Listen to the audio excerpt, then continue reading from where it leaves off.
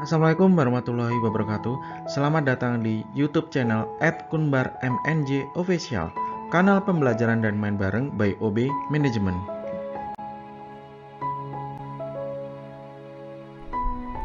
Bersama saya Robi Sandi Desiarti SE MM dengan referensi buku Manajemen Perubahan edisi kedua, pengarang Ahmad Sobirin.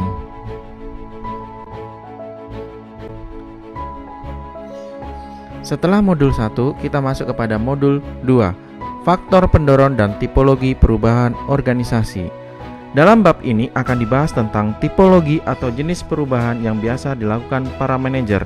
Setelah itu, kita mengetahui alasan dan faktor pendorong yang menyebabkan organisasi berubah.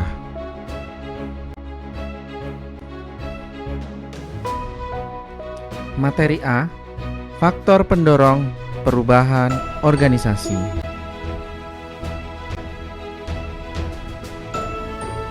Poin A, tarik ulur stabilitas dan perubahan organisasi. Peran manajer adalah menjaga agar organisasi dalam keadaan stabil atau melakukan perubahan terus-menerus karena adanya tuntutan lingkungan. Leana dan Bari 2000. Sehingga para manajer diharuskan untuk 1.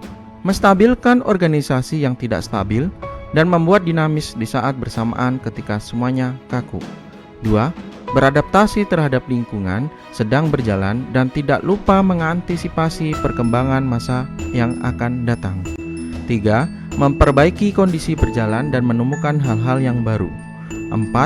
Menjadi pemimpin dalam pembaharuan tanpa merusak tradisi atau kebiasaan yang ada dalam organisasi, menurut Palmer et al. 2006. Sehingga dapat disimpulkan bahwa 50% stabilitas bagi para manajer. Stabilitas organisasi memungkinkan organisasi dapat melakukan koordinasi dengan mudah sehingga memberikan arahan yang jelas kepada karyawan dan tanpa kesulitan melakukan pengawasan terhadap karyawan. Sedangkan 50%-nya, perubahan organisasi bukan merupakan tujuan organisasi, melainkan upaya bagi para manajer agar berorganisasi yang dikelolanya dapat beradaptasi dengan lingkungan sehingga bisa bertahan hidup dan terus berkembang. Poin B, mengapa organisasi berubah? Jawabannya, salah satu sebab karena di dalam organisasi terdapat banyak pihak yang memiliki kepentingan berbeda. Sebagai contoh, 1. Alasan ekonomi. Dilihat dari keberlangsungan hidup organisasi atau perusahaan sangat bergantung pada kepuasan para pemegang saham terhadap kinerja organisasi. 2. Pembelajaran organisasi. Untuk memuaskan kepentingan para pemilik, namun bisa terwujud apabila proses internal dapat berjalan dengan baik sesuai kapabilitas, dan karyawan. Selanjutnya, silakan disimak pada gambar ini. Gambar di atas menjelaskan bahwa membedakan energi organisasi menggunakan dua dimensi, dimensi kualitas dan intensitas energi. Dibagi menjadi 4 zona, diantaranya 1. Comfort zone, energi positif tetapi intensitas rendah. Contoh, sangat bangga akan apa yang telah dicapai. 2. Resignation zone, energi negatif dan intensitas juga rendah, cenderung frustasi, kecewa, dan murung. 3. Aggression zone, perselisihan internal antar karyawan. Contoh, kompetisi dan perselisihan. 4. Passion zone, organisasi berkembang dan energi yang kuat dan positif. Contoh, karyawan memiliki etos kerja dan mau berpartisipasi. Menurut Bruce dan Goss 2003. Setelah menyimak gambaran sebelumnya tentang membedakan energi organisasi, kita simpulkan bahwa dua energi yang disebut pertama, comfort zone dan resignation zone, merupakan tipikal organisasi yang tidak cocok dengan kebutuhan organisasi. Sebaliknya yang kedua, aggression zone dan passion zone bisa diandalkan bagi organisasi yang berkembang serta mencapai tujuan organisasi.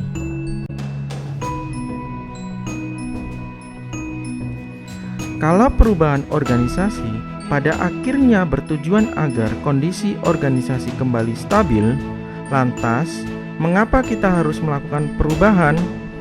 Berdasarkan pada penjelasan tersebut, kita akan bahas 3 pokok poin pertama.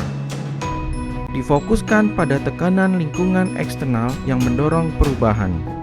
Poin kedua, lingkungan eksternal yang kuat sehingga menuntut untuk melakukan perubahan. Poin 3, fokus perhatian ditujukan kepada tekanan dari dalam organisasi yang menyebabkan organisasi harus berubah. C. Tekanan dari lingkungan organisasi. Seperti telah disebutkan sebelumnya, lingkungan eksternal selalu memberi tekanan kepada organisasi sehingga para manajer mau tidak mau harus merespon. Berikut jenis-jenis tipologi perubahan lingkungan. Yang pertama, kontraksi. Terjadi manakala sumber daya yang dibutuhkan perusahaan tiba-tiba hilang dari pasar sehingga perusahaan tidak bisa berproduksi. Kedua, erosi. Terjadi ketika ketersediaan sumber daya di lingkungan eksternal terus menurun dan berkontinu. Ketiga, kolaps. Terjadi ketika penurunan yang sangat cepat dan dramatik yang tidak bisa diprediksi sebelumnya. Keempat, disolusi. Terjadi manakala pergeseran permintaan.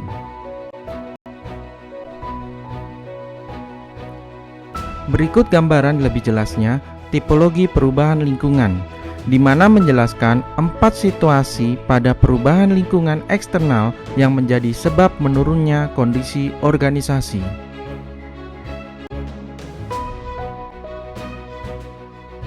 Selanjutnya, kenapa para manajer bersedia melakukan perubahan organisasi? Berikut penjelasannya. Pertama, mengikuti tren perubahan yang terjadi pada industri. 2. Keharusan melakukan perubahan. 3. Perubahan geopolitik. 4. Adanya penurunan pasar. 5. Terjadi persaingan yang sangat tinggi. 6. Untuk menjaga reputasi dan kredibilitas organisasi.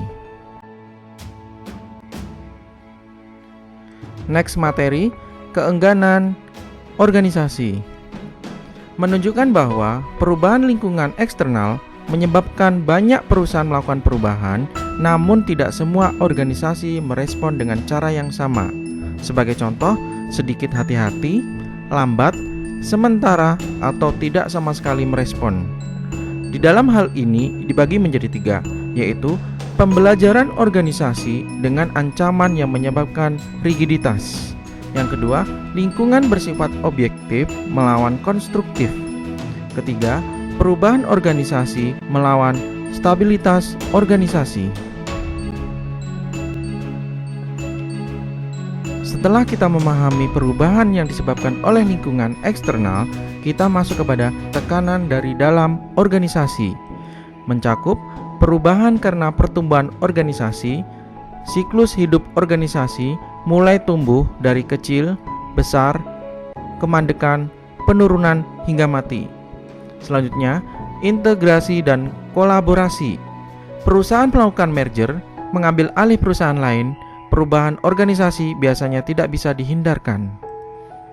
Membangun identitas baru.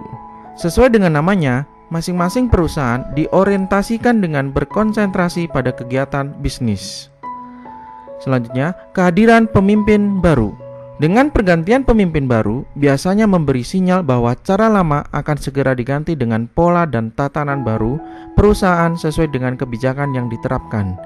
Perlu diingat, keengganan organisasi merespon bahwa adanya perubahan lingkungan. Terima kasih atas perhatiannya, dan jangan lupa tetap di channel Kunbar MNJ. Sampai jumpa.